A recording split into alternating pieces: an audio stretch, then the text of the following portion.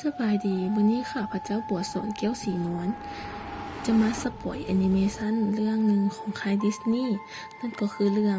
Frozen ผจญภัยปริศนาราชินีหิมะภาค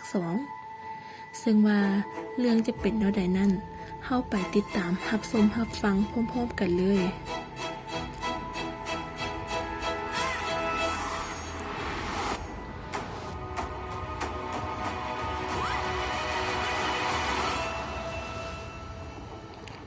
เรื่องก็ได้เริ่มที่ตอนค่ำของมื้อหนึ่งในตอนที่เจ้าหญิงเอลซ่าและอันนายังน้อย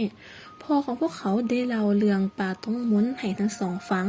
พระราชาได้เล่าว่าไกลแสนไกลเหนือสุดเท่าที่เฮาจะไปได้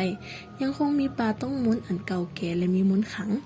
มันยังได้รับการปกป้องจากจิตวิญญาณทั้ง4คือดินน้ำลมไฟ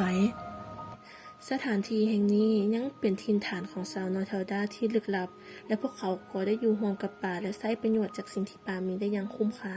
วิถีชีวิตของพวกเขาแตกต่างกับเฮาอย่างสิ้นเชิงแต่พวกเขาก็ได้สัญญาที่จะเป็นมิตรกับเฮาและท่านปู่ของลูกจึงได้สร้างเขื่อนเก็บน้ำให้พวกเขาเพื่อเป็นการให้เกียรติกับคำมั่นสัญญานี้และพอรู้สึกเป็นเกียรติหลายที่ได้รับ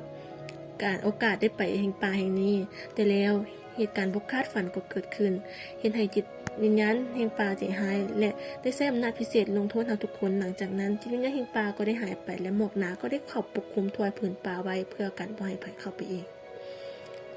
เมื่อพระราชาเราจบทั้งสองก็ถึงกับอึ้งเอลซ่าที่ยังสงสัยจึงได้ถามราชินีผู้เป็นแม่อีกว่าป่าจะตื่นขึ้นมาอีกบ่ราชินีจึงตอบว่ามีแต่แม่น้ำอโตหะรันเท่านั้นที่ฮู้แม่น้ำอโตหะรันเป็นแม่น้ำที่ฮู้คำตอบทั้งหมดเกี่ยวกับอดีตแล้วภาพก็ตัดมาที่ปัจจุบัน3 ปีหลังจากราชินีเอลซ่าขึ้นครองราชย์อยู่ๆเอลซ่าก็ได้ยินเสียงเอิ้นของอย่างบางอย่างแต่เอลซ่าก็พยายามบ่สนใจในด้านของอันนาก็มีความสุขกับชีวิตตอนนี้หลายเพราะบ่ต้องเหงาอีกแล้วส่วนคริสตอฟก็กำลังวางแผนขออันนาแต่งงานแต่แล้วก็บ่ฮู้ว่าสิบอกแนวใดดีเมื่อเวลาค่ำมาถึงในระหว่างที่พวกเขาเล่นเกมใบ้คำน้ำกันเอลซ่าก็ได้ยินเสียงห้องนั้นอีกครั้งนางจึงรู้สึกบ่ค่อยดีและขอไปนอนก่อนอันนาที่สังเกตเห็นอาการผิดปกติของเอื้อยจึงได้ตามไปปลอบเอลซ่าแต่เอลซ่าก็บ่ยอมตอบหยังเพราะว่าอยากให้อันนากังวลอันนาก็ปลอบเอลซ่าจนทั้งสองหลับไปในขณะที่เอลซ่าหลับอยู่นางก็ได้ยินเสียงนั้นอีกครั้งจนนั่งตามเสียงนั้นไปและหลงปลดปล่อยพลังเปลกๆออกมาหลังจากนั้นสถานการณ์แปลกๆก็ได้เกิดขึ้นไฟฟ้าในอาณาจักรได้ดับน้ำหยุดไหลล้มก็พัดโหมกระนำเข้ามาเอลซ่าเดาได้เลยว่าต่อไปต้องเป็นดินเราจึงได้สั่งให้ทุกคนอพยพออกนอกเมือง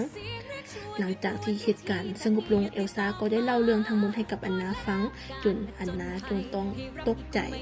ขณะที่ล้มกันอยู่ปูโทหินก็ได้มาเว้ากับเอลซ่าว่าเจ้าคงพร้อมรับมือกับสิ่งที่เจ้าเฮ็ดลงไปแต่เอลซ่าจิตวิญญาณที่ใจหายบ่เหมาะสมกับคนใจอ่อนอันนาก็สงสัยว่าเอ้าเป็นหยังคือยังเครียดอยู่ปูโทจึงได้กวดอดีตคืนและบอกว่าอดีตบ่เป็นอย่างที่คิดสิ่งที่ผิดจะต้องถูกแก้ไขความจริงจะต้องถูกเปิดเผยทานต้องเฮ็ดสิ่งที่ควร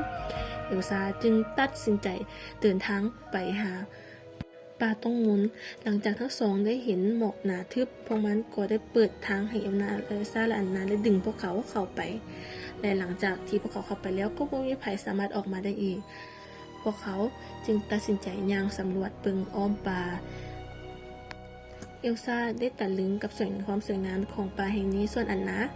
ก็ได้ไปเห็นกับเขื่อนที่ปู่ของเราสร้างไว้ส่วนออลาฟก็ได้เดินหลงกับพวกเอลซ่าจนได้พบกับจิตวิญญาณแห่งลมและพยายามที่จะกอดลาวและพัดลาวไปกับพายุหมุนพร้อมกับพัดไปใส่พวกเอลซ่า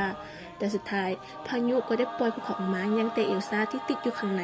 เราจึงใช้พลังสู้กับพายุหมุนนี้ขณะที่เอลซ่าพยายามเอาชนะเราก็ได้เห็นภาพความทรงจำบางอย่างแล้วเราก็พัดเบิดพลังออกมาเมื่อพายุมันสลายไปก็ได้หลงเหลือภาพความทรงจำเป็นรูปปั้นเอาไว้เอลซ่าก็เป็นนักก็ได้ย่างเข้าไปเบิ่งไกลๆแต่แล้วผ่านไปคราวหนึ่งเสียงเกตได้ดังขึ้นป่าไม้ก็เริ่มสั่นไหวแล้วซาวนอร์เทลดาและทหารเอเลนเดียวก็เข้ามาเอลซ่าจึงได้ใช้พลังเฮ็ดให้พื้นกลายเป็นน้ำก้อนจนพวกเขามึนล้มกันไปหมดแล้วโอลาฟก็ได้เล่าเรื่องให้ทุกคนฟังจนเห็นให้ทุกคนทะงงและก็อึ้งไปพร้อมและเมื่อผู้กองรู้ว่าเอลซ่าเป็นราชินีของเอเลนเดลจึง หันมาปกป้องเอลซ่าชาวนอร์ทดาที่เห็นแบบนั้นจึงรู้สึกกังวลเอลซ่าจึงเว้าขึ้นว่าขอร้องมีไผบางคนเอิ้นข่อยมาที่นี้ถ้าข่อยได้พบกับพวกเขาข้อยเชื่อว่าพวกเขาจะมีคำตอบที่จะช่วยเฮาเปิดป่าผืนนี้ได้เชื่อข่อยเด้อข่อยอยากช่วยแต่แม่เฒ่าอิเลนาก็บ่เชื่อและบอกว่าเฮาเชื่อแต่ธรรมชาติเท่านั้นทันใดนั้นอยู่ๆไฟของจิตวิญญาณแห่งไฟก็แผดเผาป่าเอลซ่าได้ใช้พลังของนางเพื่อพยายามหยุดไฟนั้นจนได้รู้ว่าที่แท้แล้วต้นเหตุของไฟนั้นคือซาลาแมนเดอร์ไฟมันรู้สึกดีกับเอลซ่าและไฟในป่าก็ค่อยๆดับลงอันนาพุ่งมากอดเอลซ่า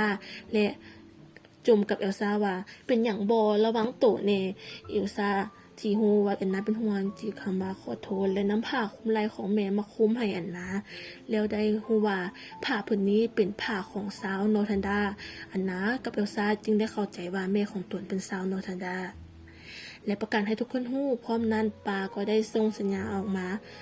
ว่าชาวนอร์ทดาที่เห็นแบบนั้นก็พร้อมกันร้องเพลงและยอมรับเอลซ่าและอันนาทุกคนเปิดใจให้กันและชาวนอร์ทดาก็พาพวกเขาไปพักผ่อนเอลซ่าได้รู้เรื่องจิตวิญญาณที่5จากชาวนอร์ทดาผู้หนึ่งและตัดสินใจออกเดินทางไปพร้อมกับอันนาจนไปเจอเรือของพ่อแม่เขาจึงได้ตกใจว่าเอ้ามาอยู่ดีได้เดาใดทั้งที่เรือล่มในทะเลทางใต้พวกเขาจึงฟ้าวแล่นเข้าไปสำรวจเบิ่งภายในเรือพวกเขาพยายามสำรวจจนได้เจอกับจดหมายและแผนที่จนพวกเขาได้รู้ว่าที่แท้แล้วลาซาและลาซินีตั้งใจเดินทางไปทิศเหนือเพื่อตามหาแม่น้ำอัตโตฮารันและเอลซ่าจึงคิดได้ว่าในน้ำมีความทรงจำนางจึงใช้พลังเพื่อเบิ่งความทรงจำของเรือจนเห็นให้รู้ว่าที่พ่อแม่ของเราต้องไปตามหาอัตโตฮารันเพื่อต้องการช่วยแล้วเสียใจหลายและรู้สึกผิดที่ตนเองเป็นต้นเหตุที่เฮ็ดให้พ่อกับแม่ต้องตายอันนาพยายามเว้าปลอบใจเอลซ่าจนเรามีแรงฮึดสู้ต่อแล้วได้บอกเรื่องจิตวิญญาณที่5กับอันนาและตัดสินใจแยกเดินทางออกไปผู้เดียวแล้วนูโอลาฟและอันนาไปกับเรือน้ำแข็งเฮ็ดให้พวกเขาตกไปในถ้ำพวกเขาจึงพยายามที่จะซอกหาทางออกในถ้ำนั้นในส่วนของเอลซ่าเราได้เดินทางจนมาพบกับทะเลกลางที่เป็นตาย่านและคลื่นลมแรงหลายเอลซ่าได้รวบรวมความกล้าสร้างทางน้ำแข็งแล้วพยายามแล่นขึ้นฟ้าขึ้นนั้นไปแต่แล้วเราก็ล้มเหลวบ่เป็นท่าเราจึงจมลงไปในน้ำและได้พบกับม้าที่เป็นจิตวิญญาณแห่งน้ำเอลซ่าจึงพยายามลอยหนีแต่จิตวิญญาณแห่งน้ำก็ดึงเอลซ่าลงไปในใต้น้ำทั้งสองต่อสู้กันอย่างดุเดือดสุดท้ายเอลซ่าได้สร้างเสือกน้ำแข็งขึ้นมาจนสามารถควบคุมจิตวิญญาณแห่งน้ำได้ถึงที่สุดจิตวิญญาณแห่งน้ำได้นำพาเอลซ่าไปที่แม่น้ำอัตโตฮารันเมื่อมาถึงก็ได้รู้ว่าแม่น้ำอัตโตฮารันคือท่าน้ำแข็งเอลซ่าย่างเข้าไปพร้อมเสียงร้องเมื่อลาวได้ยินเสียงตอบกลับมาลาวก็เฝ้าแล่นตามเสียงนั้นไปเมื่อไปถึงปลายทางเอลซ่าจึงได้ใช้พลังที่เรามีเพื่อเห็นความทรงจำในอดีตแล้วยังได้เปลี่ยนโฉมใหม่ที่ทรงพลังและสวยงามกว่าเก่าเมื่อเรื่องราวในอดีตผ่านเข้ามาจนสุดท้ายนางก็รู้ว่าตัวการที่แท้จริงของเรื่องทั้งหมดที่เกิดขึ้นคือปู่ของเราเองเอลซ่าได้ย่างตามไปเบิ่งจนไปฮอดจุดที่ไกลเกินไปจนเห็นให้ร่างกายของเรากลายเป็นน้ำแข็งในที่สุดแต่ก่อนเราเป็นน้ำแข็งเราได้ส่งความทรงจำไปหาอันนาจึงได้รู้ว่าความจริงทั้งหมดเป็นแล้วใดและรู้ว่าทางเดียวที่จะเปิดป่าใดคือต้องทำร้ายเพื่อนเท่านั้นอันนาจึงตัดสินใจไปปลุกอสูรหินให้ตื่นขึ้นมาอสูรหินจึงใจหายหลายที่อันนาไปปลุกเล้าเลยไล่ตามแล้วไปพร้อมทั้งโยนก้อนหินใส่แล้วอันนาที่ดีใจที่มันได้ผลก็ได้เลียนไปในด้านของคริสตอฟก็ได้พุ่งมาช่วยอันนาแล้วบอกอันนาก็บอกให้คริสตอฟพาไปที่เขื่อนตอนแรกทหารก็มาขวางไว้แต่หลังจากที่อันนาได้อธิบายเหตุและผลทั้งหมดให้ฟังทหารทั้งหมดจึงได้ช่วยอันนาอีกแฮงเฮ็ดให้อสูรโยนหินมาใส่เขื่อนเฮ็ดให้มันพังทลายลงในจนถึงที่สุดหลังจากนั้นเหตุการณ์ปาฏิหาริย์ก็เกิดขึ้นเอลซ่ากลับมามีลมหายใจอีกครั้ง หลังจากตกลงไปในน้ำจิตวิญญาณแห่งน้ำโกมาช่วยเอลซ่าไว้และทั้งสองก็สามารถได้ช่วยอาณาจักรไว้ได้อีกครั้งแล้วสถานการณ์ในอาณาจักรก็กลับมาเป็นปกติอีกครั้งหมอกหนาที่ปกคลุมป่าคอยสลายไปเอลซ่าก็เฝ้ามาหาอันนาผู้เป็นน้องทั้งสองกอดกันด้วยความดีใจอันนาก็ได้ห้องให้ฟูมไฟเนื้อเสียเอื้อยไปเอลซ่าจึงได้กล่าวขอบใจนาที่ช่วยได้บ้างอีกครั้งเอลซ่ายังได้เสกให้โอลาฟกลับมามีชีวิตอีกครั้งทุกคนจึงได้กอดกันอย่างดีใจแล้วคริสตอฟจึงได้ขออันนาแต่งงานและอันนาก็ตอบตกลงส่วนเอลซ่าก็ได้ตัดสินใจอยู่ที่ป่าแห่งนี้เพื่อปกป้องดูแลป่าที่สวยงามและเสื่อมจิตวิญญาณทั้ง4ใบหลังจากนั้นอันนาก็ได้ขึ้นครองราชย์เป็นราชินีของเอเลนเดลแผ่นดินและประชาชนของเอเลนเดลและชาวนอร์ทดาก็ได้เชื่อมต่อกันด้วยความรักเอลซ่าก็ได้มีความสุขหลายที่ได้อยู่อาศัยที่ป่าแห่งนี้แล้วมาฮอดจุดๆนี้